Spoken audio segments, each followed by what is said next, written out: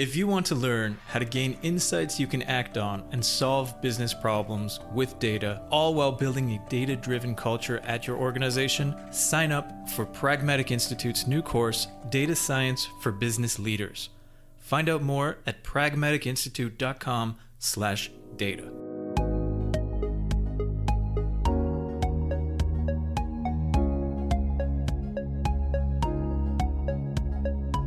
Welcome to Data Chats, a podcast by Pragmatic Institute and the Data Incubator, where we tackle data topics and trends with experts, industry leaders, instructors, and alumni.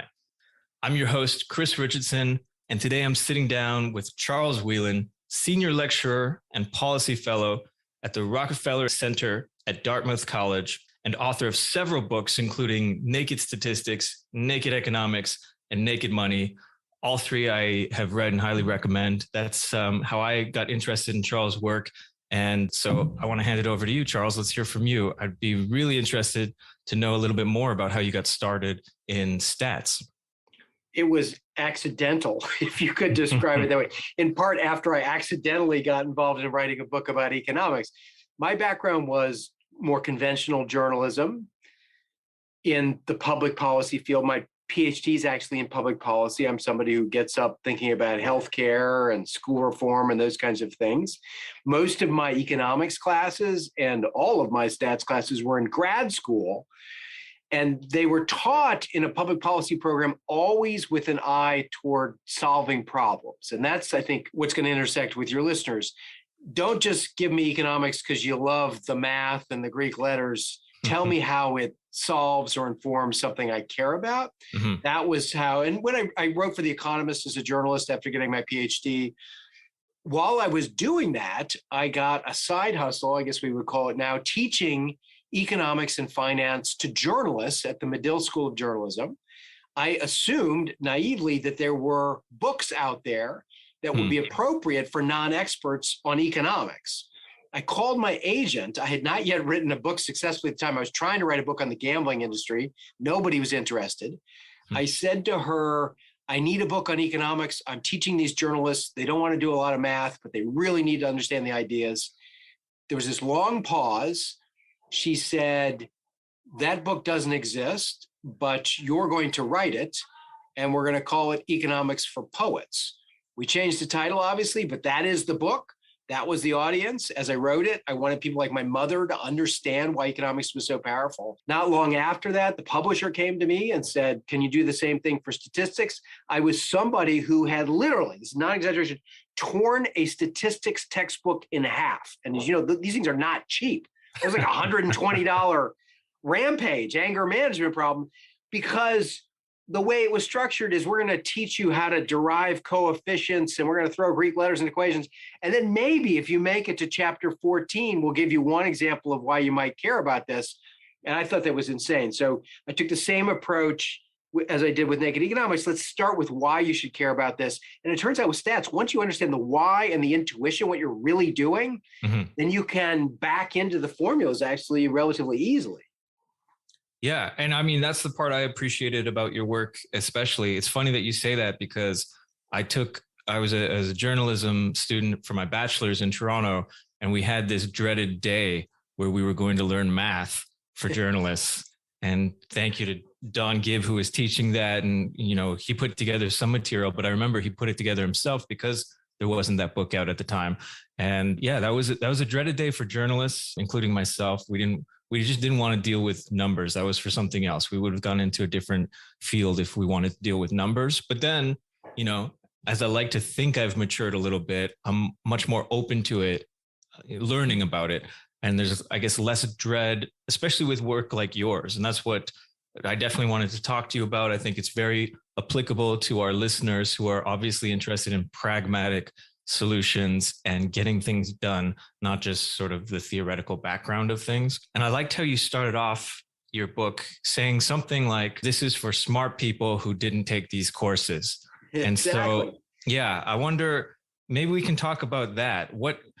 So a lot of our listeners have different backgrounds. Some are in the more specific, like data, math, stats, might have taken those. But I was actually really surprised where I was working on a course for data analysts, And a lot of them were scared of stats. They had taken a course in grad school, or they just said they weren't comfortable with it. And they were data analysts, right? They weren't journalists, they weren't poets. And so there's this fear of math in general, and then the more theoretical economics. So how do we start to overcome that? How did you start to overcome that? I started overcoming it by first acknowledging I don't love statistics. I don't love economics. I love what economics and statistics can do for me. Mm-hmm. Right? Like I don't love road maps, but I really like going on vacation when you're driving. So here's this tool that's super powerful that's going to get you places you want to go. Mm-hmm. And so love it for what it can do, not necessarily for the beauty of the paper and the map and the binding on the atlas. And when the economists reviewed naked statistics, this was actually a point they made. I think the opening line of the review was, most books on statistics are written by people who love statistics. This was written by Charles Wheelan, who doesn't necessarily love statistics. And that's the truth. So, I think my first admonition for anybody is pick up your head and figure out, like, what are you trying to do? Are you trying to make people safer? Are you trying to design better gun laws? Are you trying to sell more of your product? Are you trying to figure out who's going to, and then let's back into how statistics can help you. And, one question you're going to ask is, what data do I have? What data do I need to collect? But if you don't start with where you're trying to go, then the GPS is not going to be that much help. Yeah. And I think, at least in terms of like teaching and learning, which is where I'm focused right now myself, there's this idea that with YouTube and with all of these really accessible tutorials online in particular, you can figure things out once you know something, like once you know a goal or once you have an objective. But with stats, with economics, with these more general ideas, there's a lot more baggage to it, sort of, like it's not like, okay, I'm going to download a new program, I need to learn it, so I'll go on YouTube and watch a tutorial. I think there's that issue too, right? You realize, okay, well, first I need a little calculus behind me, then I need a little of, I need to go back to algebra. And then some people like myself need to go back to division and multiplication, right? Like you can't learn this in one tutorial. So Correct. What has been your strategy? Learn it in bites. And there are things that you probably might not have been exposed to. Like, you've got to understand what a distribution is, which sounds scary, and standard deviation, this and that. But then when you figure out, all right, well, men's height is probably normally distributed. And you realize, the median height, I think, is about, or the mean height is about 5'10". And so then there are going to be some people who are 6 feet, some people are 6'5", a few who are 6'8". If you're like, I understand that distribution. On the other side, there are going to be a few who are 5'6", 5'4", 5'2". Like, okay, I understand that distribution. And then once you understand that distribution, you can start to understand why, if there are 11 people who are all 6'8" or higher, it's probably not a random occurrence. And then knowing that it's not a random occurrence from your distribution, you say, well, maybe that's the basketball team walking to the cafeteria, right? So you learn it in pieces. And again, coming back to understanding them and then kind of putting them together like Legos. Yeah. I think the intimidating part is, if you imagine that Lego scenario, right? It's like getting one of these advanced Lego sets and not really having good instructions, or if the instructions you just are there, dump them out of like the those box textbooks on the floor. Right. Yeah, exactly. Yeah. And I think, so it seems like something very specialized, even though we all deal with math, whether we want to or not. It seems like a very specialized discipline where people with economics PhDs can do it, but let's just not even try. Maybe we can start with the idea of the naked in your title. How did that come to be? But also, what does that reflect in terms of what you're trying to do? Yes, I think it was around the time that maybe Naked Juice and some other things came out. And the meaning of those products was like stripped down to their essence, no unnecessary things, no preservatives.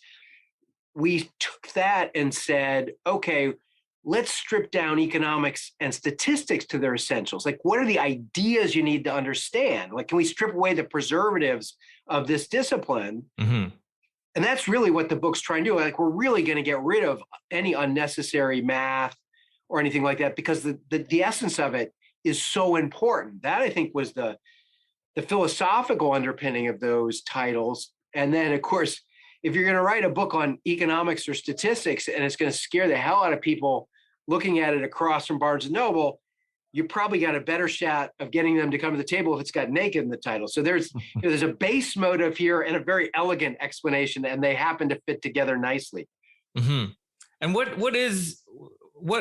are those preservatives that you were able to remove? Like, how did you get to the core, and what do you recommend for people trying to get to the core of difficult topics like this? What was helpful for you? So you don't need to know how to derive a correlation coefficient or use matrix algebra, which is the underpinning, say, for regression analysis, because your phone can probably run a regression at this point. I mean, any stats program.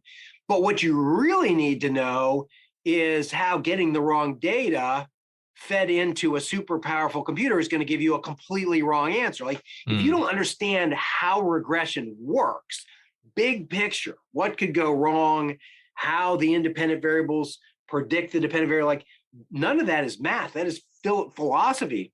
Then you're going to go wildly wrong. And none of that depends on a knowledge of matrix algebra. Believe me, I have suffered through so much matrix algebra, and it still doesn't stick. So the essence there is, why does this work? How does it work? And often, most important, how can it go terribly wrong, even if you're using a powerful computer and your regression is technically correct?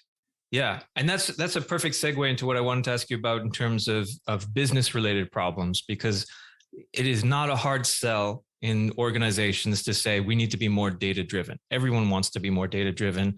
They are, I mean, we can talk about a spectrum from no knowledge and just, doing things the way we've always done it, which isn't going to be very good for an organization typically, to, the Googles and the Apples of the world. But in general, people are trying to become more data driven in their organizations. Obviously, that relates to statistics. But how would you say it does? What are some of the concrete ways in which stats needs to be thought about at an organizational level?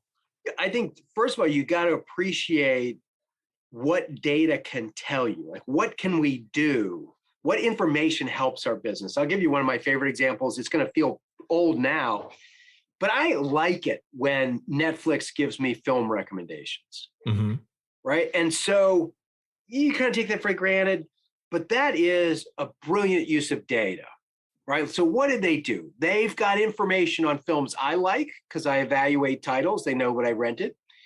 They have information on what tens of millions of other people rent and like. And then they built what's really just a fancy correlation, which is, okay, if Chris liked these 17 films and gave them 5 stars, and Charles liked 16 of those films and gave him 5 stars, how do we think he's going to feel about that 17th film that Chris gave 5 stars? He's going to like it, right? That's all they did. Now, it gets super complicated from there, but really what they said is, wow, we got a lot of data on what people like, and we can see patterns. Some people like certain films, and let's do something that provides value for our customer by taking advantage of the data and feeding recommendations. And now you see that obviously much more frequently with book recommendations and movies and the like, but I think Netflix was one of the first to really do it effectively.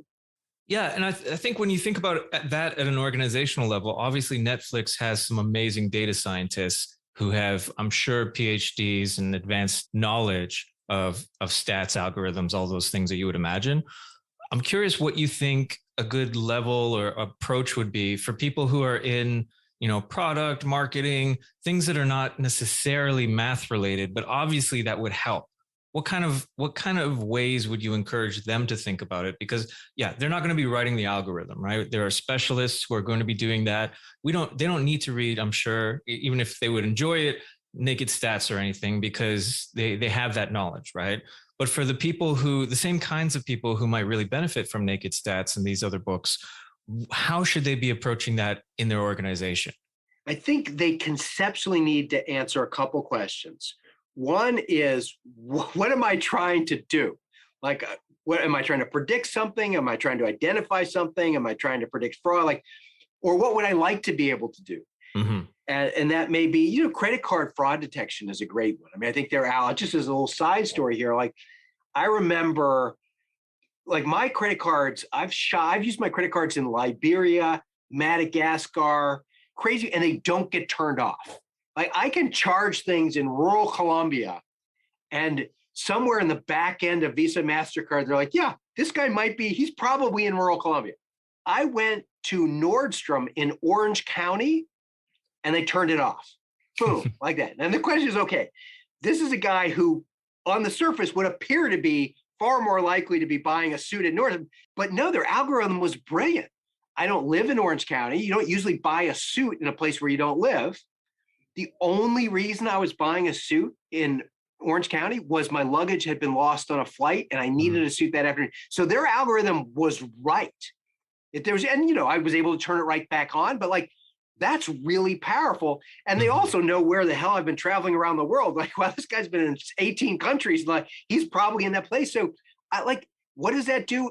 It doesn't inconvenience me when I'm in place. Like, I don't want to have to be turning it on from Liberia. And it really could have and should have protected me in Orange County. So like, you don't need to be a data scientist to understand we got to protect against fraud. And that's really good for Charles if we don't turn it off too frequently and we really catch it. Like, that's what you want to do if you're a credit card company. So the second question you want to ask is, what data do we have that will help us answer that question? Well, you've got all my charges for the last 20 years. That's what tells you I'm likely to be traveling around Africa. It's what tells you I don't live in Orange County. It's tells you I've never shopped in So you don't have to be able to do any statistics to be able to walk into a data scientist's office and say, look, I think based on what we know and what we're trying to do, we should be able, like you with your big brain, should be able to write a model that allows us to do this better. Yeah, that's a perfect example of things working well, at least for the most part. It sounds like you had to call your Visa card once, but no, it seems to be, those are examples, Netflix, fraud detection, of things that usually go pretty well. I'm curious if you have examples or thoughts on ways that organizations haven't used it well, maybe things to watch out for, cases that, are warnings to others, don't go down this kind of route when you're dealing with stats. Yes, if your data are not representative of what you think you're trying to represent, then anything you do with the data will be wrong. I'll give you an example from polling, right? So you may or may not be polling customers, but certainly we look at political polling and your sense is it's getting worse, and you're right. Like, increase, if you watched what the polling showed in the second round election in France, they were showing it to be very, very close, and Macron ends up winning by 12 or 13 points. The polls were way off, and clearly with the presidential polling, they've been way off. Here's why that is the case. It is not about the models they're using. It's not because the people doing the math are making errors. It's because the data that we're getting on which we're basing these conclusions are increasingly unrepresentative of the public. Interestingly, back in about 2011, I'm here at Dartmouth College, we had the then editor-in-chief of Gallup come up, and he predicted this. He said, look, we are systematically getting worse at what we're doing. Here's why. Most people now have caller ID on their phone. 20 years ago, they did not. So everybody answers the phone. Now caller ID means many of the people we call aren't answering, and the people who do answer are no longer representative of the population. Most people now have at least one cell phone, more than one, which means we don't know if you were calling your cell phone or your landline. It used to be that every household had a landline. That was it. We don't know. A more subtle point is, even if our sample's off, back in the old days, we could say, wow, we don't have enough 212 numbers. Those are all the people in New York. We need more through it. Your area code actually was where you were. Now I'm still got a 773 number, and I've been living in New Hampshire for 10 years. So we can no longer tell if our sample is skewed. So, and then you throw in, one of the complications around Trump is we discovered people are less likely to tell the truth when it came to that. And so now we're having trouble getting a representative sample. They won't answer the phone, and we don't know if they're telling the truth, right? That's all a data collection problem. That is not a math problem. So I think you ask yourself, we got all this great data. Is it just the people who wrote into us, in which case those are the people who are really happy and really upset, but the people who are just using your product quietly aren't represented? So that has nothing to do with your statistical methods and everything to do with the level of representation of your data. Yeah, no, that's a great point. I mean, at Pragmatic, we talk about the noisy 20%, right? Those are the people that will call, that will respond, that have a lot to say. Yes. And while that's not invalid, it's also not usually representative. I wonder if there's some statistical ways or approaches that you might start thinking about dealing with that. Because yeah, there's usually a lot of data on that noisy 20. Especially if you're relying on people to call in or to do whatever, right? But it's really frustrating because you want to make products in generally speaking, for a much more diverse group than that noisy 20. They may even be the opposite of what the other 80% are thinking, right? Because the happy, let's say they're happy 80%, they're not calling in, they're not complaining. And so if you changed it for the 20, then suddenly 80% would be unhappy. Yeah, what are some techniques that you might want to approach that situation with? This is hard, and Gallup hasn't cracked the nut yet. In fact, back in 2011, the then editor-in-chief said they might actually have to go door to door. So ironically, they might go back to the methods of like 1940, when what skewed it was many households didn't have a phone. Yeah. Right. So I think, first of all, just relying as little as possible on self-provided data. I mean, you said you don't want to poll where, here, click online if you feel strongly about the performance of President Biden. Like, you're only going to get the 20%. You're going to get the polls. So if people are offering it up, it's super cheap. Your temptation is like, wow, you're going to get a lot of numbers, and people confuse the quantity of data with the quality. Yes. If you've got thousands and thousands of totally lousy observations, you'd rather have 15 that were actually representative. So you might actually have to pay people to get a broader cross-section.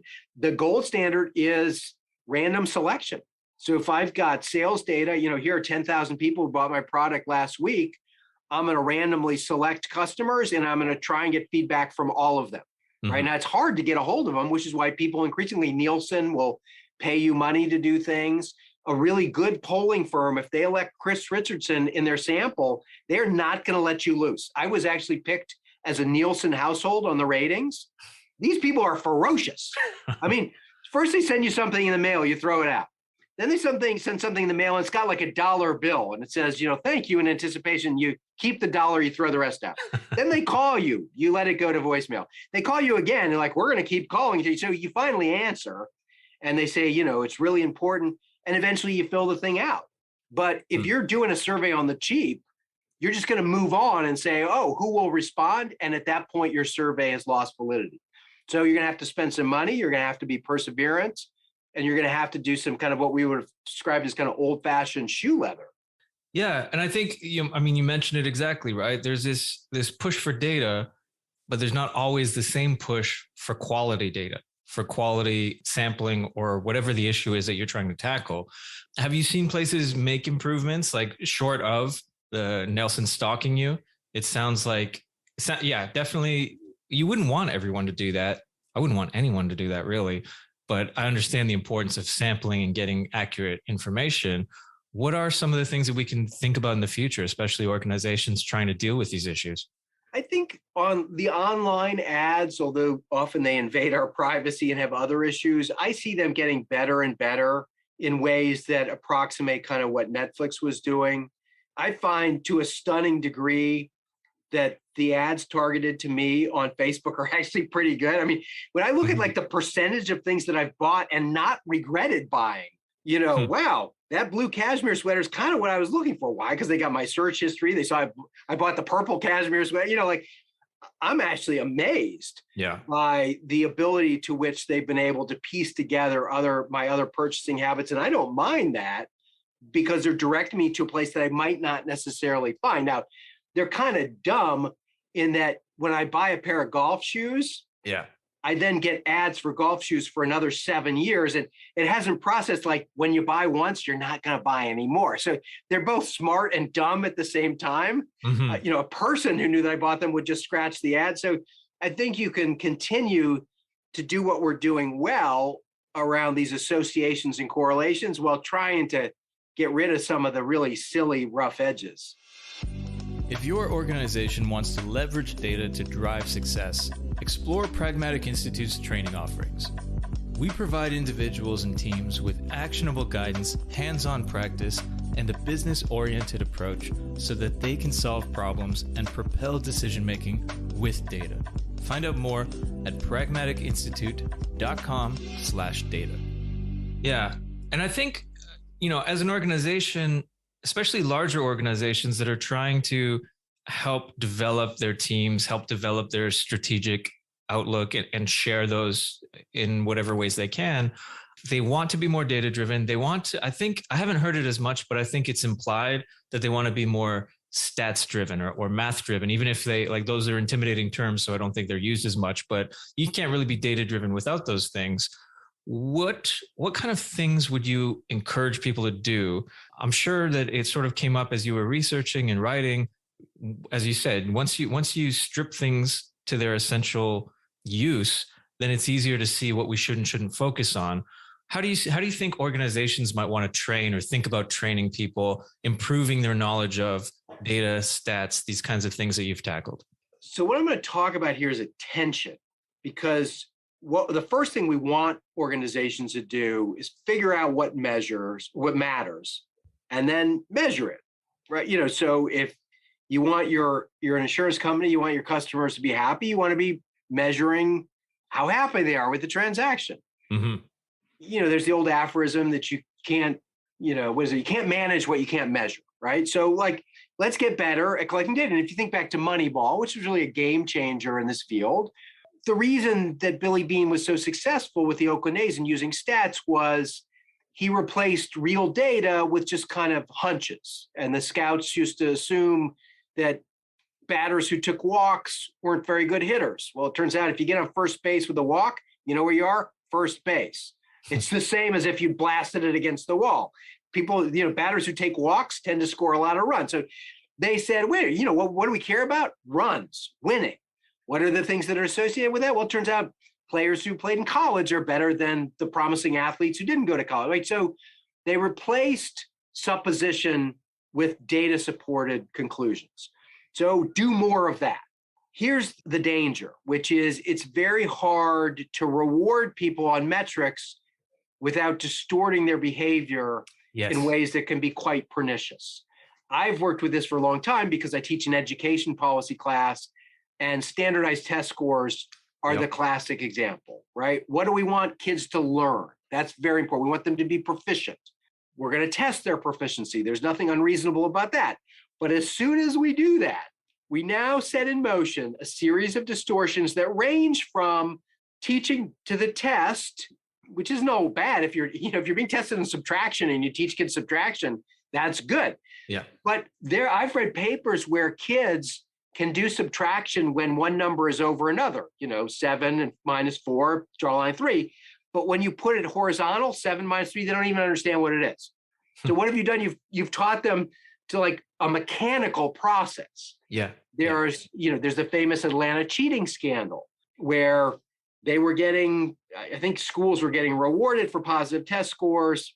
This one's kind of interesting because the cheating was detected using a statistical algorithm. So it was statistics gone right and statistics gone wrong. But in the end, they were just changing answer sheets because there was so much at stake.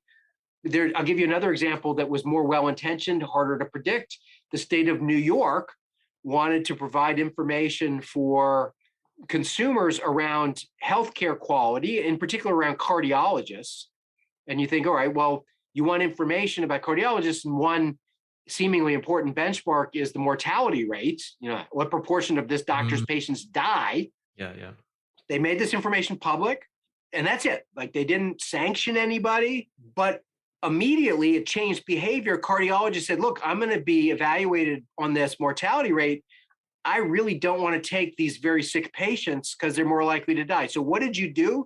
You tried to help consumers, and in the process, you made it harder for the sickest people to get a cardiologist, right? So I think there's this tension, and it's going to depend on what you're doing, between using data to good effect and then changing people's behaviors in ways that they manipulate the statistic, but not the behavior, and maybe even in ways that are inimical to the behavior that you're trying to encourage. Yeah, I mean, the cardiology example was so fascinating from your book because I hadn't heard of that, but on some level it makes perfect sense, right? Don't take sicker people, take the easiest possible cases because your stats, that somebody's going to be looking at your stats. And I think we see this all the time also in sales and marketing, right? Is that you'll sell absolutely. to the easiest salesperson or the, whatever the case is, you'll discount because if they're not measuring discounts, you'll just discount like crazy because then, so we have these cases. Yeah, or we're going to overpromise and I'm going to get my quota and then someone's going to have to install the software. I've been motivated by this quota, which is both price and quantity. Like you think you're getting it right. And then you go to install and the customer's like, but they told me I'd be able to fly. Well, no. Right. Yeah. So that's a very good example. Yeah. And so as we start to think about, what we've seen in the past, I wonder if you can set any frameworks or expectations for where we might want to go as organizations, and that can be in diverse fields. What are some of the ways that you see people better using or better thinking about stats, data, and related subjects, like making improvements? Yes, I think sometimes less is more, going deeper and more expensive as opposed to some superficial summary. So increasingly, every time I do anything, I take my car to the dealer, I buy a bagel, I get this little survey. How did I do? 1 star to 5 star. And, there's some marketing person there. Our customer's important. Well, there are 2 things. One is I'm tired of these things. Yeah. So you've just kind of annoyed me. And second, the Honda guy's gaming this too, because he's sending me an email saying, I'd really like 5 stars. And I'm not sure Honda's acting. And I feel, well, he seemed nice enough. The service was fine, but nothing, I don't want to get him fired. And so increasingly, I think what Honda's getting is useless. Whereas if they spent some money and selected a smaller number of customers and maybe paid me $50 or gave me $100 off my next service and went in more depth, I'd give them 20 minutes of my time instead of 3 seconds. Yeah. They might actually learn more about that customer experience, which is in some ways more old-fashioned, but I think probably more meaningful. If we go back to, say, the test score example, first of all, you want to make sure your metric is really measuring what you care about. So we want kids who are good at math. The best we can do is kids who are good at taking math standardized tests. Already, we've kind of lost some data there. Mm-hmm. But there are tests like the PISA test, which are much more expensive to administer, but they are long-form questions. So we go to a smaller sample of kids, they show the work, and you can make much more powerful inferences about the degree to which they understand what they're doing from that test, but you got to spend the money to do it. Yeah. And so I guess that's one of the main trade-offs that we have to think about, especially people who are in charge of sort of setting strategy for their organization, for their analyses. Those are some of the trade-offs. Yes. And, I think there's this temptation like, wow, I can get so much data cheaply. Mm-hmm. And, let's go back to economics. First, you get what you pay for, right? And everything involves trade-offs, right? So, we'd go back to the first book.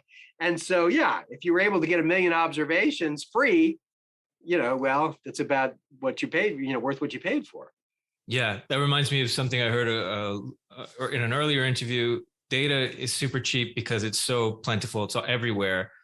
Wisdom is much more difficult to acquire, and therefore it's much more valuable. Yes. Well, that's, here I am sitting at an institution of higher education. That's what we're trying to figure out. Like, I don't need to teach you the state capitals anymore because not that we do that in college, but because you can look it up on Google. But I do need you to be able to take all this information in and make some informed, sensitive decisions. That's the harder piece to teach. Yeah, absolutely. I know I've taken up so much of your time and I really appreciate it. You have some new material out that I just wanted to touch on, let people know about. You want to say a little bit about the book that just came out, your more recent stuff? Yeah, I've got 2. I am a man, I don't know of many talents, I'm a man of different talents, I guess. Yeah. So in 2016, 2017, my family and I took off and traveled around the world for 9 years. So right before COVID, we took a family gap year. The book is called We Came, We Saw, We Left, which is about that trip. The subtitle, which I think is more telling, is 9 months, 6 continents, 3 teenagers.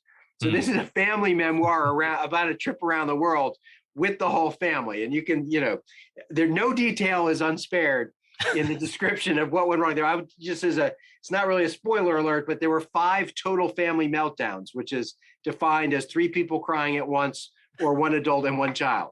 I love that data you shared. Yes, right there. There you go for quantification. That just came out in paperback, I think, this week. And then I wrote a book on writing. So in some ways, what we've talked about here is communicating clearly. Mm-hmm. And I have been a journalist, as I mentioned. I was a speechwriter twice, once for the governor of Maine, once for Mayor Daley in Chicago. I've written screenplays. I write these books. And so this is a book called Write for Your Life, which is about writing and communicating in presentation form as clearly and effectively as possible. Yeah. I look forward to checking those out because, like I said, your earlier work on the naked stats and economics and money was always something I really appreciated as someone who didn't have that background in terms of formal education, but knew that it was important and knew that I wanted to know more. And I think a lot of people probably listening share those ideas. Yeah, and I think you'll find a similarity between the econ and stats books and the writing book, because they all go back to first principles. Like, what are you trying to do here? And in the case of writing, or presentations, people throw up 37 slides. Yep. To no effect. Like, I'm going to dazzle you with my graphics. And really, it's like, okay, what do you want him to do? Do you want him to buy your product? And then starting with that, let's figure out the most effective way to make that happen, as opposed to starting out with the most sophisticated way of bells and whistles, which may or may not be effective. Yeah. And I think we see that all the time, right? It's great if you can do math, but if you can't communicate it, it's virtually useless. And if you are communicating, but you don't understand the math or whatever it is that you're communicating, that's also useless. And so, yeah, these things are much more interdependent than I think a lot of us want to admit who have specialized in one area or another. And it's great to think about that. With that in mind, for people who are listening, who want to make some kind of improvement, they want to improve their stats, they want to learn more, they want to be more effective. What are two things that they could do tomorrow that within the next day they could make a significant impact on either their ability or their knowledge or just the way they work with and think about stats, data, and these kinds of issues? The first thing is to just broaden what you read and are exposed to. I think in this media environment, we all fall into our silos. Mm-hmm. Social media is putting us in these silos. And it's amazing how much you can learn from things that might not appear superficially relevant. And you can be a connector. And I'll give you a perfect example of this. When I was at the University of Chicago, I taught some students who were joint degree students at the business school and the policy school. And I had one student I taught at the policy school. She came into class one day. We were doing something on aging and policies related to an aging population. And she just started laughing. And I said, well, what's so funny? And she said, at the business school, they think I'm a genius. And I said, well, we both know you're not a genius. You're perfectly capable, but clearly you find humor in this too. Why do they think you're a genius?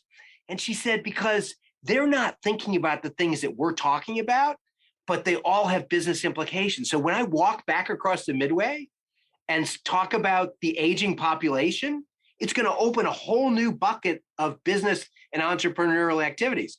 Mm-hmm. But if they're not exposed to that demographic trend, they'll never see it. So she said, all I do is walk across the Midway and say what they're talking about on the other side. And everyone thinks it's great. So, be that connector. Yeah. And I think the second thing is when you see someone who's done something cool with data, like the example I had with them turning off my credit card at Nordstrom, which, by the way, made me happy because I was so impressed and because it was so easy to turn it back on. Ask yourself, how did they do that? Right. So like in the physical environment, people will say, how do they build that? But you can do the same thing in the data environment. Like, wow, how do they know? This one's kind of on my Facebook feed. I got an advertisement in the headline. It had this guy like swinging a golf club, banging the ground. And the headline was "Stop Sucking." I mean, that's literally what it said. And I'm like, wow, how do they know that I've had such a rough couple of weeks on the golf course? Like, how did they do that? So do the same thing. Whether it's a poll, whether it's a very clever use of data, whether it's a recommendation for a product or something like that. And I think then if it's being done well, you'll gain some insights that you might be able to borrow.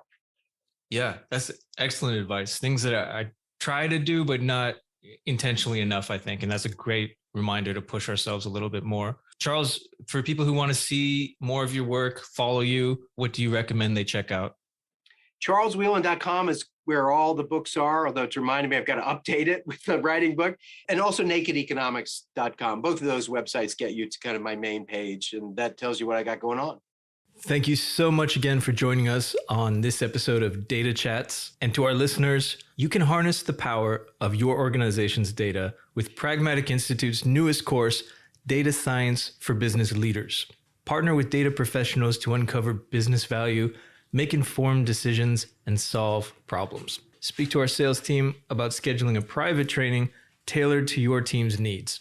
Learn more at pragmaticinstitute.com/data.